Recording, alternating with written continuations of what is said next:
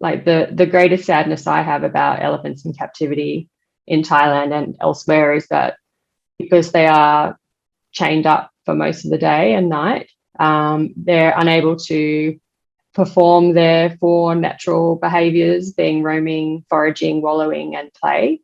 And socialization is hugely important for them, and they're denied many opportunities for socialization. Some really are chained up almost permanently, depending on the circumstances of their owner. So it is very much a tragedy. I'm George Siegel, and this is the Tell Us How to Make It Better podcast. Every week, we introduce you to people who are working on real-world problems and providing actual solutions. Tell Us How to Make It Better is partnering with the Readiness Lab, the home for podcasts, webinars, and training in the field of emergency and disaster. Hi, everybody. Thank you so much for joining me on this week's Tell Us How to Make It Better podcast. Every week, I try to introduce you to somebody who has identified a problem and is doing something to try to make it better. And I know there are a lot of people out there that love animals. And one of the most, I don't know if you would say majestic, but awe-inspiring animals is the elephant. And there are parts of the world where they have it pretty bad. My guest today is Dr. Nikki Savvides, an Australian environmental ethnographer who studies the impact of tourism on animals. For the past decade, she's been researching the use of captive elephants in the Thai tourism industry and examining how more ethical tourism ventures might improve elephant welfare. Nikki, welcome. Thanks for having me, George. Great to Now, be do you here. like Dr. Nikki, Dr. Savvides? Nikki, what do you prefer? Just Nikki is fine. Okay, very good. I hate to undermine the doctor thing. So let me ask you this. For people who don't know you, tell me something about you that most people probably would not know. Well, I guess it actually comes to a surprise to many people I know at home or I meet, because I'm simultaneously a musician and an environmental ethnographer. So people often don't realize that I do both completely very different things. So my music people don't know so much about the elephant world and vice versa.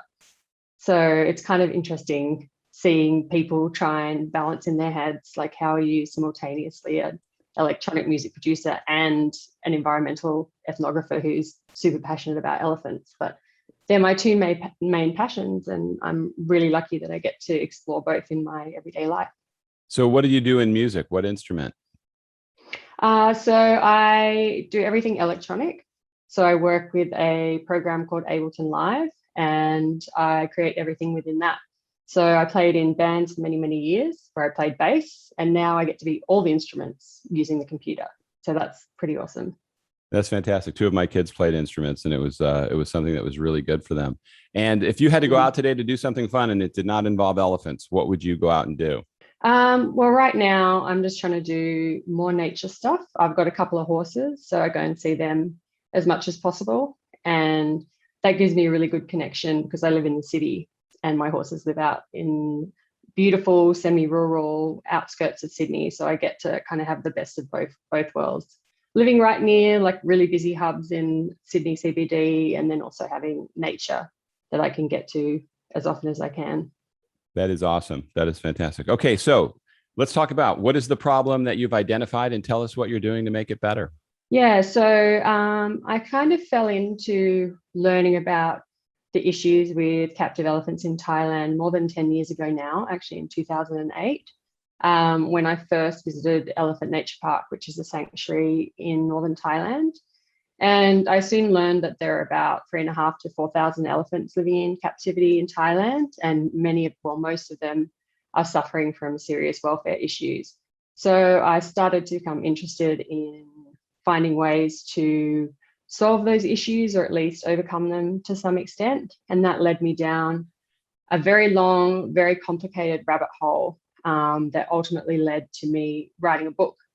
But in the early stages, I never thought I would be writing a book. I just knew from the moment I met my first captive elephant that I was meant to help them.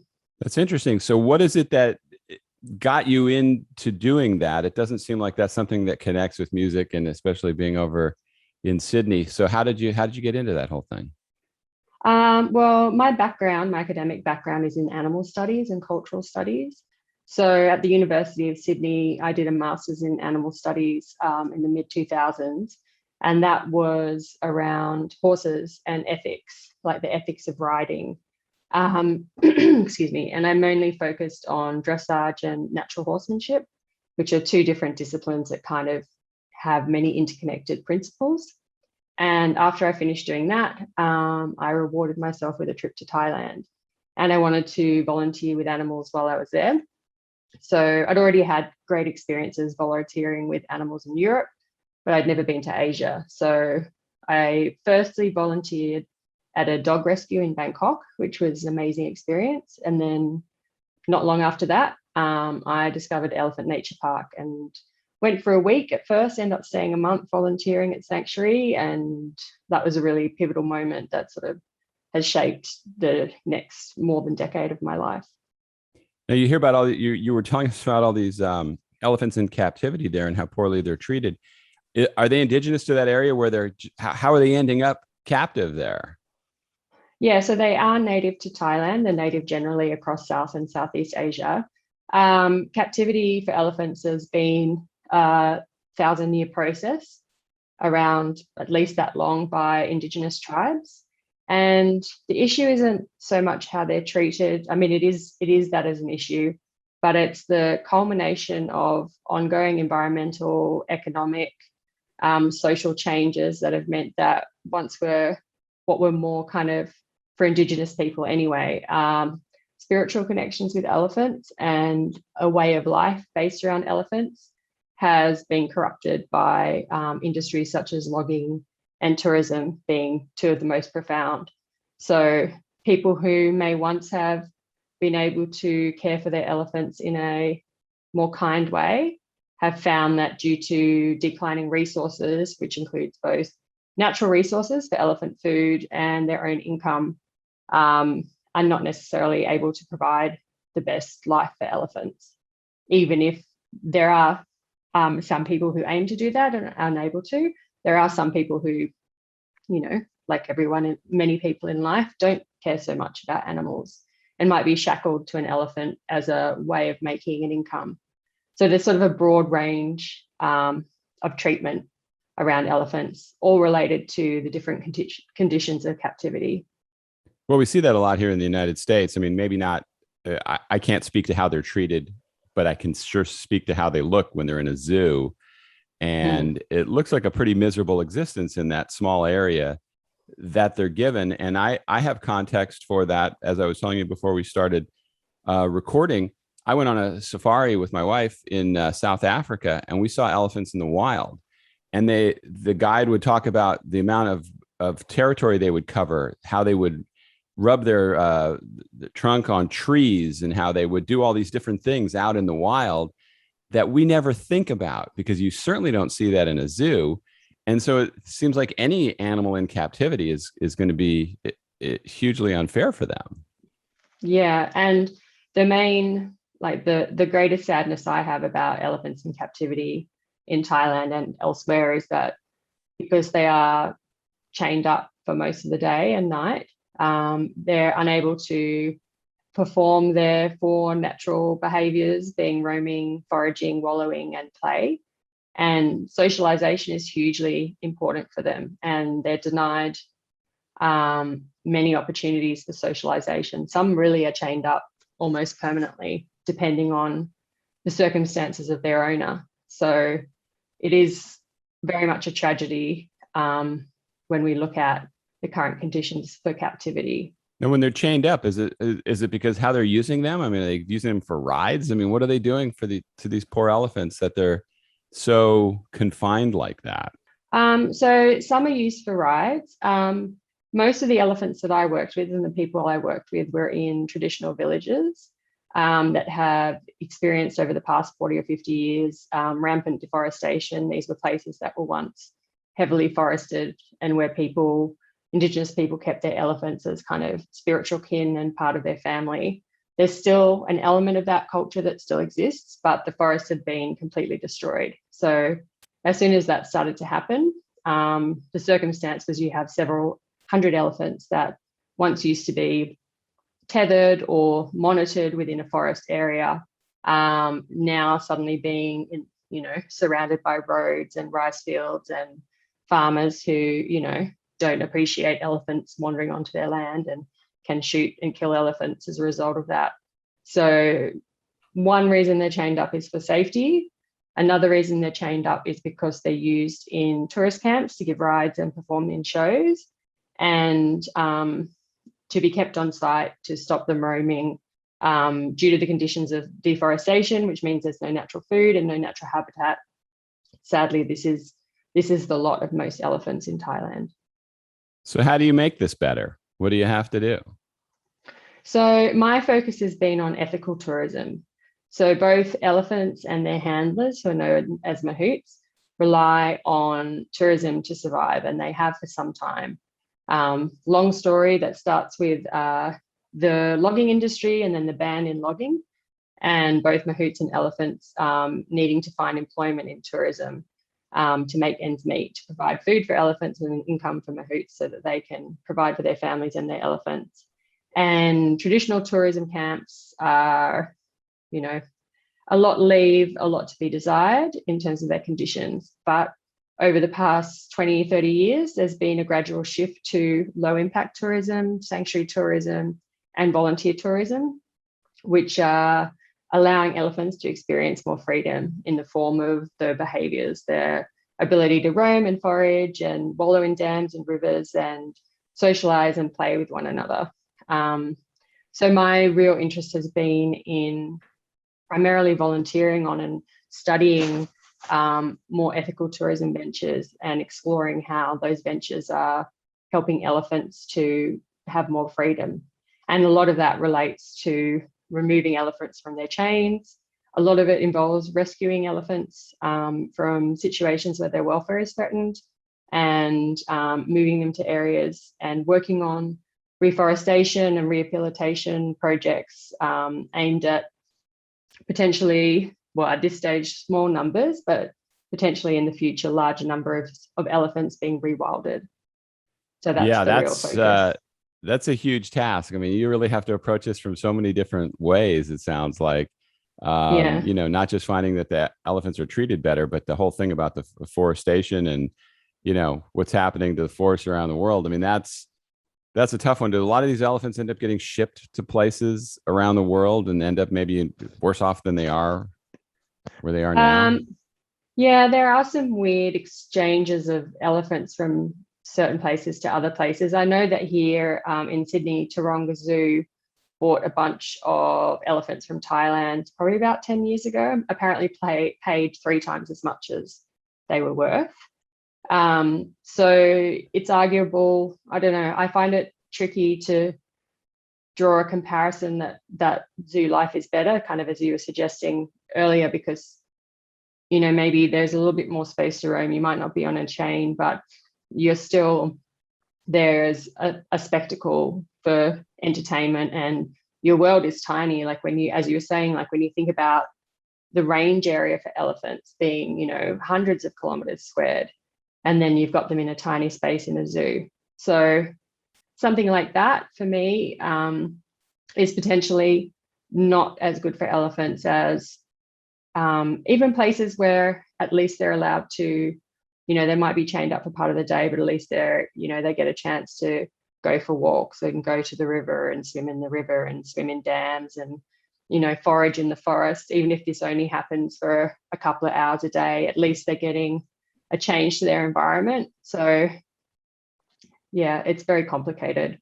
Yeah, when you talk about bad deals for animals, okay, the circus, horrible place for any animal. That's just awful. And a zoo, I mean, there's some zoos that seem to get it right. There's some zoos that it's just horrible what they end up having to put these animals through. So as you're dealing with this, what are you seeing that actually gives you hope that you are making a difference? Because it seems like it's a total uphill climb for something that many people might not think about, but it's actually pretty important. Yeah, well, I think what's been amazing and what's given me hope is the proliferation of the ethical tourism ventures, and to see how much of a difference they've made to elephants. Pre-COVID, and I'll get to COVID in a minute because that's made things a lot more complicated. But pre-COVID, we're seeing a huge uptick in the number of ethical tourism ventures. So this includes sanctuaries. There's been a number of new sanctuaries, really, really great sanctuaries who really put effort into things like reforestation, which is a massive thing, and rehabilitation, and providing, a huge amount of enrichment for elephants, which is really what they need. They need to be walking every day. They need to be swimming every day. They need to be foraging every day and socializing. So they're doing amazing work. And there's also community-based projects, including one I'm really passionate about, which sadly went defunct during COVID. But that was the one that I spent most of my time studying and working on. And that was based in a small village in northeast Thailand, home to the indigenous Goi tribe, who've been working with elephants for 1,000 years ancestrally, and who have potentially been most affected by deforestation. But this ethical tourism project that I was part of and ran for a short while was really focused on enrichment, and that being really the primary way, especially in a small village, of improving elephant welfare. So my time on that project, some of the best days of my life. It was such a positive program, working in really hard conditions, but making a tangible difference.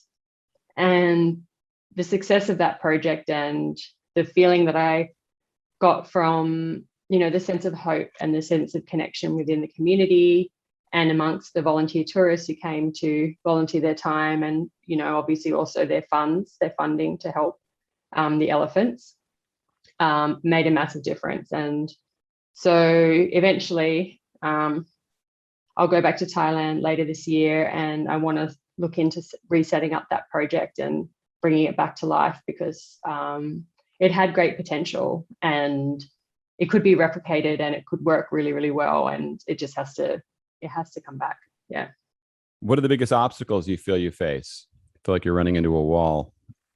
COVID's been really tough, because that obviously cut off all tourism to Thailand. So when you have both animals and humans completely 100% reliant on tourism and that shuts down, I've been very concerned about the elephants facing starvation. And I was talking to a conservationist the other day about, this issue. Things are luckily getting a bit better now. And he said, yeah, but it's, the people facing starvation too. So it moves down the line. The elephants are going to be next in line, as much as people want to provide for them as well. If you've got kids and a family and you've lost your job, and, Thailand is so reliant on tourism for a lot of people, not just elephant people. So that's been massive. I haven't been able to get back for the past 2 years. My friends over there have been struggling to keep their ethical tourism projects afloat, relying a lot on donations and really hoping that the industry picks up again, which I think it will, but I think it's going to take a while, especially for projects that have been underfunded for a while, to kind of find their feet again. And when a good part of your life's work is working on a cause like this, I imagine it's a lot more challenging when there are so many other problems in the world. And not to take anything away from yours, because I think I agree with you. I mean, I admire what you're doing. Does it make it tougher to get people's attention? Did some people just look at you and go, really? That's what we have to worry about now? I think people really love elephants. Like, I think if I was trying to say snakes or, I don't know, some, native rodent or something like that, I would have people who might be less interested. But because it's elephants, people really connect with them. Like, they're such charismatic, intelligent creatures. Like, the moment you meet an elephant up close, you get that sense of, that level of intelligence, the beauty, the humor in their eyes, or sometimes the sadness or the anger or anything else that they might be going through. And I think people kind of inherently connect with that, even if they haven't even met an elephant. So I think that that has helped. I mean, I know when I first started in animal studies, I definitely got a lot of the like, oh, well, there's so many problems, that humans face. Why are we focusing on elephants? Or why are we focusing on animals, I should say.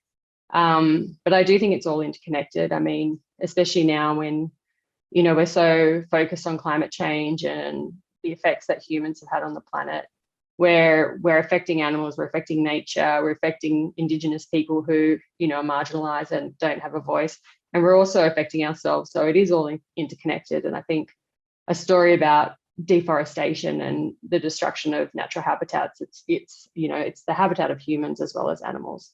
Plus, I just think, animals deserve our kindness and our attention, because we're not doing a very good job to look after them on the whole. Absolutely. And we won't even get into anybody that could actually go out and hunt one of these things. I mean, that just makes me sick when I hear those stories. So what would be deemed success for you? How will you be able to sit there and go, wow, I mean, it sounds like you're trying to make a difference in it, and you had some great inroads. What would be considered success for you? Well, publishing the book has been massive. I mean, even finishing writing the book was massive, and publishing it's been amazing. It's the first book on the topic. There's been academic articles written about it, but I've brought together elements of academia with my own story and the stories of the elephants and people I met. So that's sort of offering something new, both to the field of elephant conservation and captive elephant management. So that for me has been, success. This book has been, in the works for such a long time. So to see it physically and know that people are reading it is amazing. But I think the whole point of the book is to obviously educate people and get them interested in the topic, and also to raise the story of the mahouts, which is the Indigenous mahouts that I worked with, who are very politically underrepresented. So the next step is, to hopefully engage with people who have read the book and connect with some, new people in the area, which I already have, and organize some new conversations and discussions about what we can do to help, and get back to Thailand and, have the book under my belt and, walk into it as someone who is an expert in the field, which is an amazing feeling. Yeah, that's great. I think you would be igniting, people that love animals are very passionate people that will get very involved. So I imagine they're going to be very excited when they pick up your book. When you, how can people get the book? Where is it going to be available? Where is it out that people can get their hands on it? So it's available on Amazon. Best thing is just to search my name, Nikki Savvides, or search for the book's name, which is After the Forests. It's also available via Book Depository and Apple Books. I'm also selling via my publisher's website and my own website. So you can also pop over to nikkisavvides.com, and I've got purchasing information there too. Are you on other social medias that people could get a hold of you or follow you? Yeah, so I have a really great community on Facebook, which is at After the Forests, or one word. Got about 3,000 people on that, 3,000 followers. Everyone's very, very engaged with conservation and animal welfare topics. So that's, if you're anyone who's interested in animal stuff generally, would love that page. Loves sharing latest news about conservation wins and beautiful pictures of animals, and kind of anything that's taking my fancy from the news, or potential future research projects or other researchers who are doing amazing work who I want to highlight.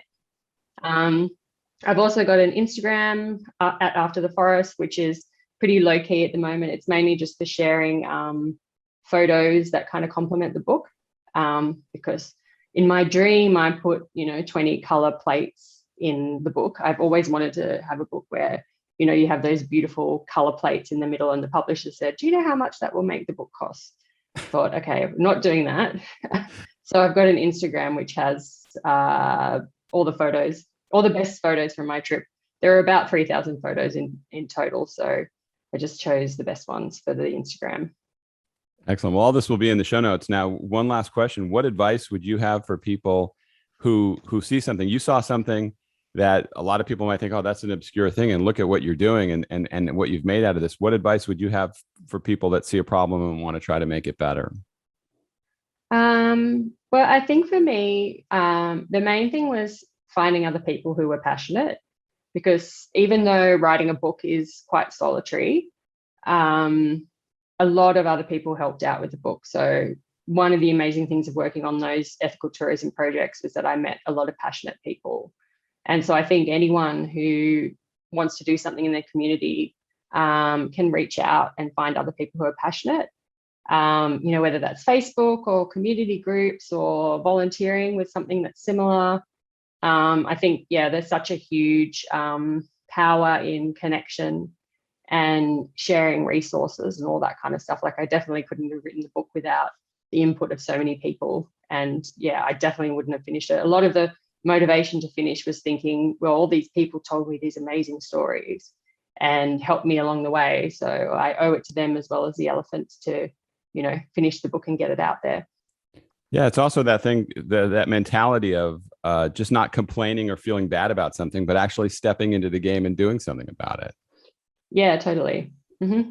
Yeah, and it's possible as well. Yeah, it's highly possible to make a change. Yeah, I think you're a great example of that. Now, like I say, this will all be in the show notes. I hope a lot of people will take this to heart and go check it out. I appreciate your time today and continued success on all your great work. Awesome. Thanks so much for having me. It's been a great discussion. Thank you for joining me on this week's Tell Us How to Make It Better podcast. As I mentioned in the show notes, you'll find all the information to get in touch with Dr. Savvides, get her book, and follow her on social media. And there's also a link to a contact form.